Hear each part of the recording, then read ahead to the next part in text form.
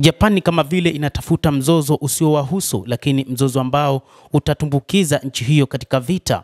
Hii ni baada ya kuingia kwa waziri mkuu mpya Sanae Takaichi, ambaye ameonyesha ubabe kuonyesha kwamba taifa hilo lina uwezo na linaweza kupambana na Uchina.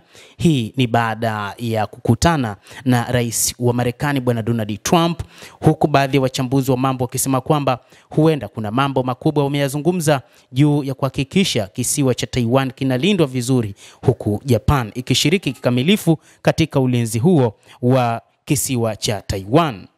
Hata hivyo, Japan wakati huu inataka kutuliza mzozo unaongezeka dhidi ya China katika kisiwa cha Taiwan.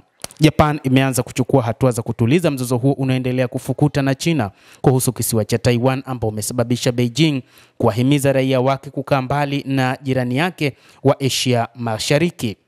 Mzozo huo ulizuka baada ya waziri mkuu Sanae Takaichi kuambia wabunge wa Japan mapema mwezi huu kwamba shambulio la China dhidi ya Taiwan ni tishio kwa Japan na linaweza kusababisha hatua za kijeshi, hali ambayo tawala zilizopita zilikwepa kujadili hili hadharani ili kuepusha kuichokoza Beijing, ambayo inadai kisiwa hicho kinajitawala ni cha kwake.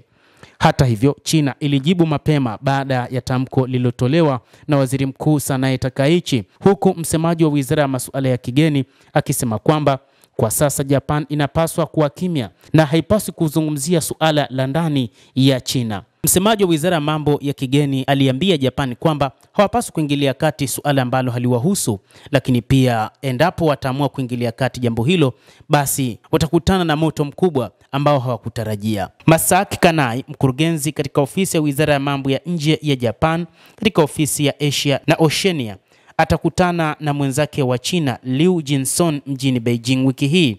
Hii ni taarifa iliyotolewa na vyombo vya habari vya Japan ambavyo vimeripoti siku ya leo ya Jumatatu, vikidai kwamba mkutano huo ni kwa ajili ya kukaa na kutengeneza na kuweka mambo sawa kati ya Japan na China.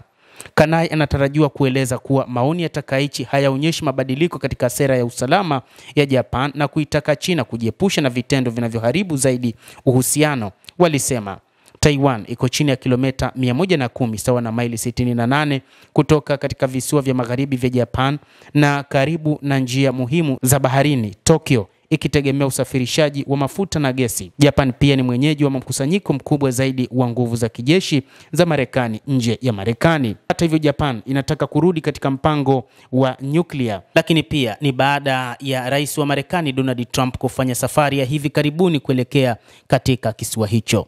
Kwa miaka mingi tangu mwaka 1937 kulikuwa na kutoelewana kati ya Japan pamoja na Uchina. Hata hivyo, wakati wowote unakozungumzia kuhusu uhusiano na uadui wa kihistoria kati ya Japan na China, kuliwahi kutokea mauaji ambayo yalianza katika mji wa China wa Nanjing mwezi Desemba mwaka 1937, na ni dhahiri jambo hili huwa linakumbukwa. Wanajeshi wa Japan walichukua mji wa Nanjing chini ya udhibiti wao na kuanza kutekeleza mauaji, ubakaji na unyang'anyi. Mauaji haya yalianza mwezi Desemba mwaka huu 1937 na yalidumu hadi mwezi Machi mwaka 1938, na kwa mujibu wa makadirio wanahistoria na mashirika hisani ya wakati huo ya Nanjing, kati ya watu 2.5 hadi 3 waliuawa. Wengi wao walikuwa wanawake na watoto.